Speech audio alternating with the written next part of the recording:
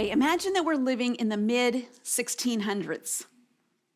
And imagine that someone writes a book telling about a lot of world events. For example, telling about how Germany invaded Poland beginning World War II.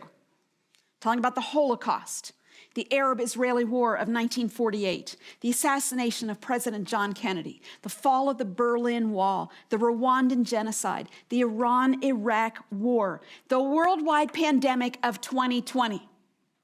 You say, living in the 1600s, there's no way someone could do that. Well, it's no less amazing to read biblical prophecy written hundreds, sometimes thousands of years before these events took place. In the book of Daniel, the point of all this prophecy, which can be very confusing, we're not sure what all this means, but the point of it all is very clear, and that is that through the rise and the fall of kings and kingdoms on earth, what? Heaven rules. Heaven rules. So 2 years after the vision of chapter 7, which we looked at in the last session, Daniel had a second vision. This vision was more than 350 years before the events told about in this prophecy. Babylon was still in power. And once again, God showed Daniel events that were yet to come. Now, most of the events in the vision in this chapter, chapter 8, were focused on the rise of the Greek Empire. To give you a little outline for the chapter, the first half of the chapter, verses 1 through 14, is the vision. And then the last half of the chapter, verses 15 through the end, the angel Gabriel interprets the vision for Daniel.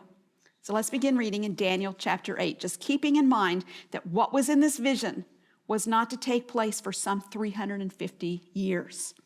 Verse 1, in the third year of King Belshazzar's reign, a vision appeared to me, Daniel, after the one that had appeared to me earlier. I saw the vision, and as I watched, we talked about this in the last session, keep watching. This is what Jesus said, keep watching. Keep watching the right things. Keep watching what God is doing. Keep watching his word. Keep watching what he is unfolding here on earth. I saw the vision, and as I watched, I was in the fortress city of Susa in the province of Elam. Now, Susa was a city 250 miles east of Babylon, where Daniel lived. Susa became one of the capitals of the Persian Empire more than a century after Daniel's dream. So probably Daniel was not there physically, but was transported to that city in this vision, as happened with one of Ezekiel's visions. He says, I saw in the vision that I was beside the Ulai Canal. I looked up, and there was a ram standing beside the canal. The ram had 2 horns. The 2 horns were long, but one was longer than the other, and the longer one came up last. I saw the ram charging to the west, the north, and the south. No animal, a reference to other nations, no animal could stand against him, and there was no rescue from his power. He did whatever he wanted and became great. Now, later in the chapter, verse 20, which is part of the interpretation of this vision, the ram with 2 horns is identified as the Medo-Persian Empire. We've talked about that earlier in Daniel. It's the empire that followed the Babylonian Empire. And one of the 2 horns was longer and came later than the other. This is a reference to Persia that was the more dominant of the 2 powers, the Medes and the Persians. This ram with these 2 horns was strong. It was powerful. It was aggressive. And no other power could withstand it until, verse 5, as I was observing, a male goat appeared, coming from the west across the surface of the entire earth without touching the ground. The goat had a conspicuous horn. Horns refer to power or kingdoms or dominion or kings. The goat had a conspicuous horn between his eyes. He came toward the 2-horned ram I had seen standing beside the canal and rushed at him with savage fury. Now, up until this point, no one could oppose the ram. But here comes this goat with this conspicuous horn. Verse 7, I saw him approaching the ram, and infuriated with him, he struck the ram, breaking his 2 horns, and the ram was not strong enough to stand against him. The goat threw him to the ground and trampled him, and there was no one to rescue the ram from his power. Then the male goat acted even more arrogantly. But when he became powerful, the large horn was broken. 4 conspicuous horns came up in its place, pointing toward the 4 winds of heaven. Whew, that's a lot of stuff going on. And a lot of this is mystery to us, but the scripture gives us all we need to know about what's going on. In verses 21 through 22, this male goat is identified as representing Greece, the empire that came up after the Medo-Persian Empire. Greece overthrew the Persian Empire. And the horns on this male goat are rulers of the Greek Empire. Gabriel later explained to Daniel that the large conspicuous horn was the first king of Greece. This is a reference to Alexander the Great, who moved swiftly against the Persian Empire. But then in time, God's time, that large horn was broken. Remember that Alexander died at the age of 32, and he was replaced by 4 of his generals, represented by 4 horns, who divided up the empire and ruled their own smaller kingdoms, repeating some of what we saw in the vision that we talked about in chapter 7. Now, verse 9, from one of these 4 horns, these 4 generals who came after Alexander the Great, a little horn emerged and grew extensively toward the south and the east and toward the beautiful land. This is a reference to Israel, the land of the people of God. This little horn grew extensively. It grew as high as the heavenly army, made some of the army and some of the stars fall to the earth and trampled them. It acted arrogantly even against the prince of the heavenly army. We know who that is. It's God himself. It revoked this little horn that grew. It revoked God's regular sacrifice and overthrew the place of his sanctuary. So this once little horn that comes up out of these 4 generals who followed Alexander the Great, he wreaks havoc on the earth and havoc against the people of God. Now, we're going to learn additional details about this passage when we get to chapter 11. If you think this chapter is complicated, wait till we get to chapter 11. Between now and then, I'm hoping to be able to make better sense of it for all of us. Most commentators believe that this little horn refers to the Hellenistic or Greek king named Antiochus IV Epiphanes. What a name. Antiochus Epiphanes ruled from 175 BC until his death in 164 BC. And when Daniel has this vision, it's the 500s BC. So hundreds of years later would come this king, this Greek Hellenistic king named Antiochus Epiphanes. He called himself Theos Epiphanes, which means God manifest. He was arrogant. Kings of the earth tend to be. Humility isn't a virtue known to many of them. Called himself God manifest. In a play on words, some mockingly called him Antiochus Epimanes, which means madman.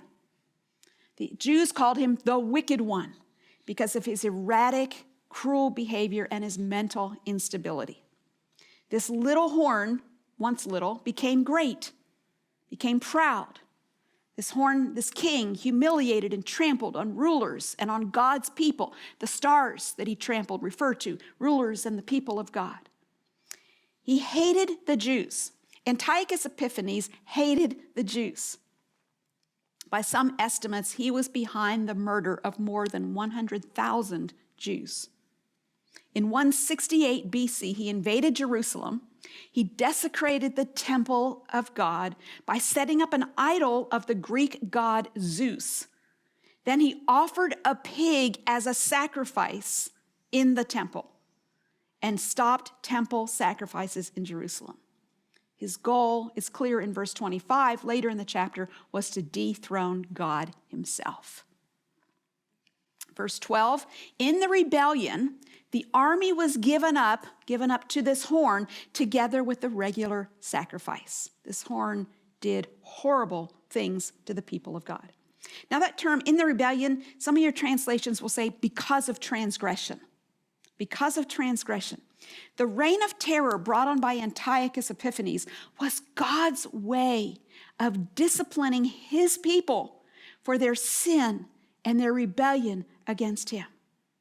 God uses kings and rulers and laws and edicts. God uses whatever means are necessary to get our attention and to bring us as his people to a place of repentance and obedience.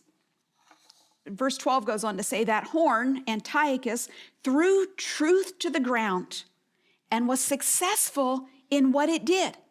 Doesn't seem that wicked kings should be able to be successful, but sometimes they are for a time. Think of that passage in Psalm 2 that says, the kings of the earth take their stand, and the rulers conspire together against the Lord and his anointed one. Let's tear off their chains and throw their ropes off of us. The rulers of earth do not want to be accountable to God. They want to be their own ruler. They want to be supreme.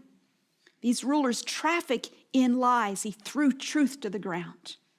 And Antiochus Epiphanes, as is true of many rulers throughout history, seem to be prevailing against the truth and against God in heaven and against the people of God here on earth. Doesn't that all feel so today? As you look at what's going on in kings and kingdoms in our world, presidents, prime ministers, rulers, truth is trampled.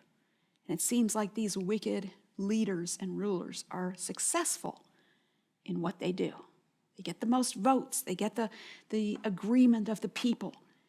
But heaven rules. Verse 13, then I heard a holy one, an angel speaking, and another holy one said to the speaker, how long will the events of this vision last, and the regular sacrifice, the rebellion that makes desolate, and the giving over of the sanctuary and of the army to be trampled?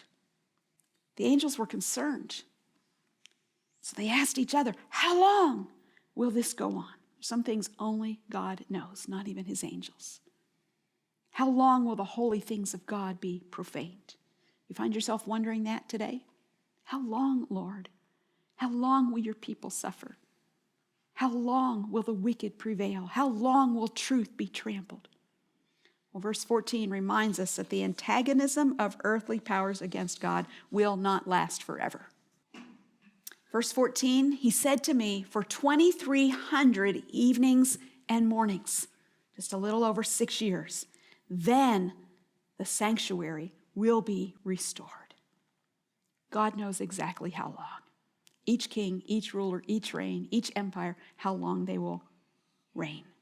Every event in heaven and every event on earth operates on God's timetable, not man's. God places a governor, a limit on how far and how long his enemies can exert their power. And where do they get the power in the first place?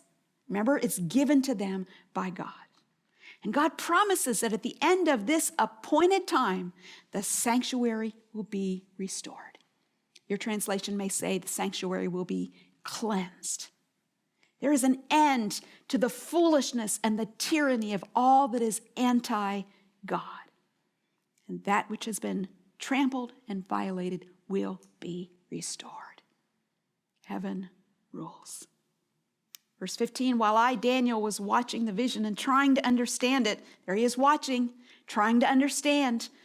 It's comforting to know that he didn't understand all of it because there's so much we don't understand, even as we read these scriptures. But keep watching, keep looking, keep asking, Lord, give me understanding. Show us what you're doing in our world today. God will show us as much as he wants us to know, as much as we need to know.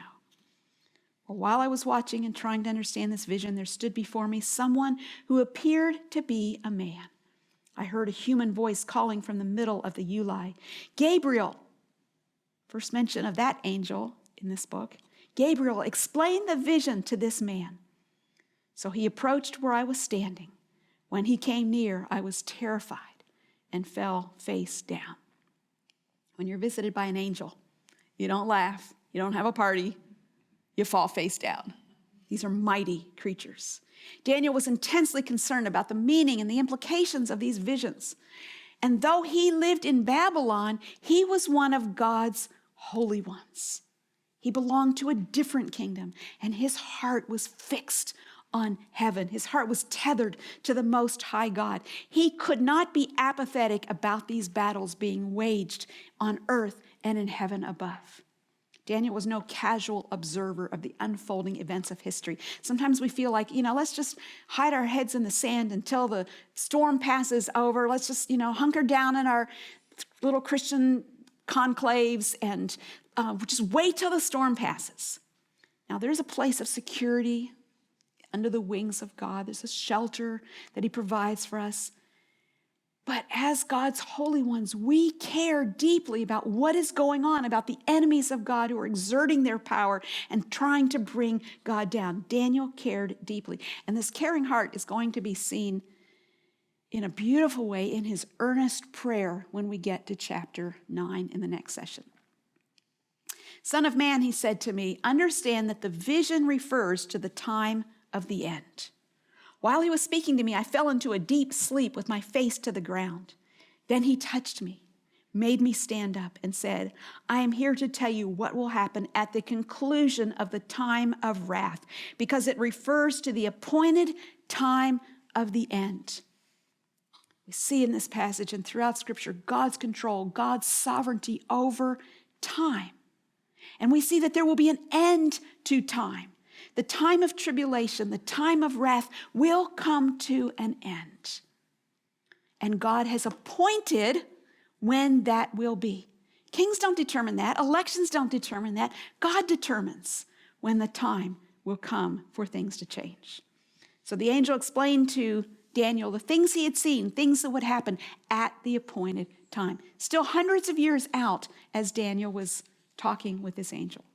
Verse 20, the two-horned ram that you saw represents the kings of Media and Persia. The shaggy goat represents the king or the kingdom, in some of your translations, of Greece. And the large horn between his eyes represents the first king, Alexander the Great. The four horns that took the place of the broken horn represent four kingdoms, four generals who took over after Alexander. They will rise from that nation, but without its power.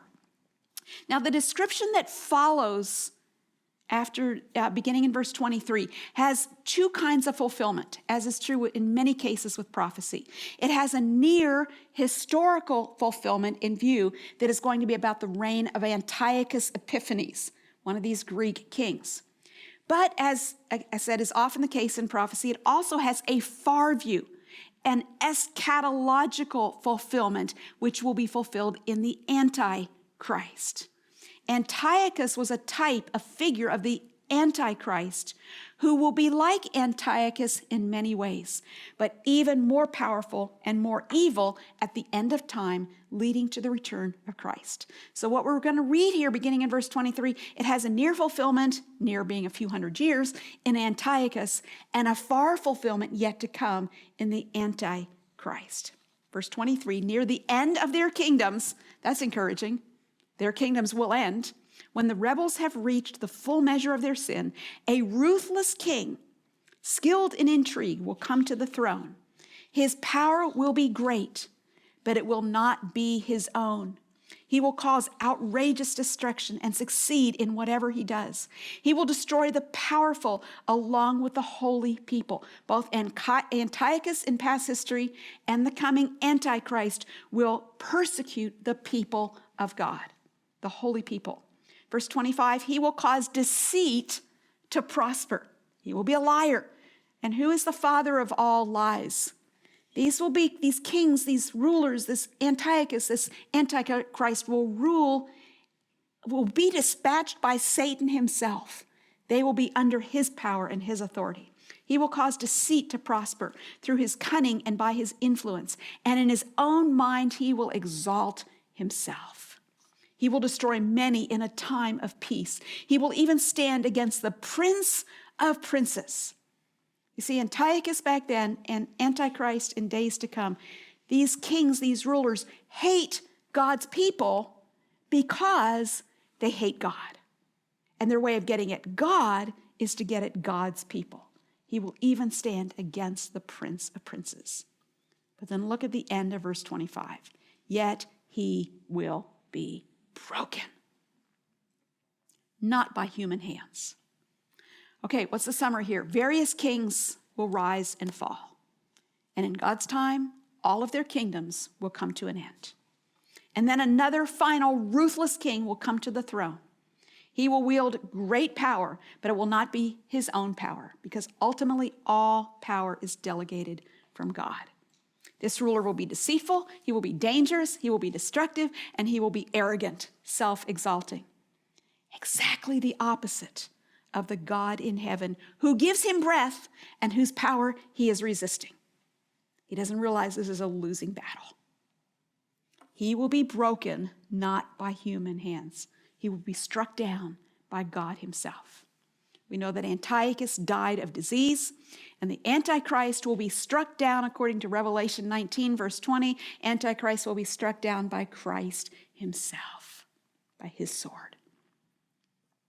Human rulers who usurp God's authority and persecute his people are all related to Antichrist. They have the same DNA. They're in the same family. This is a spirit, lowercase a, Antichrist, the spirit that rules in our world today. And these human rulers, these Antichrist-natured kings and rulers, will continue to rule until Christ returns to overthrow every rival and to reign forever over all the nations of the earth. They will be broken, but heaven rules. Verse 26, the vision of the evenings and the mornings that has been told is true.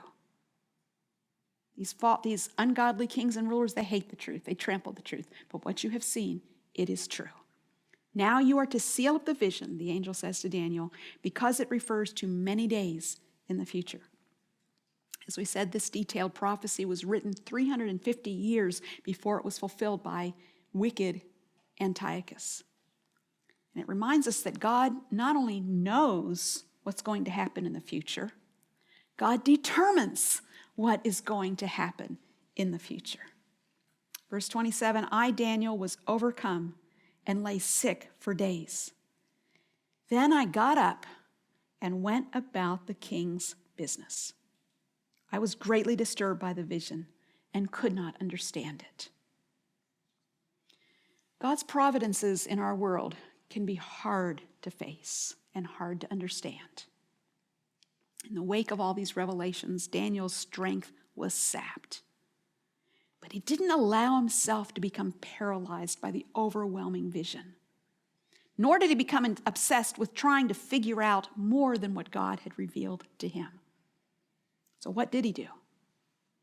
Then I got up and went about the king's business. He went back to work. In Babylon, serving a pagan king.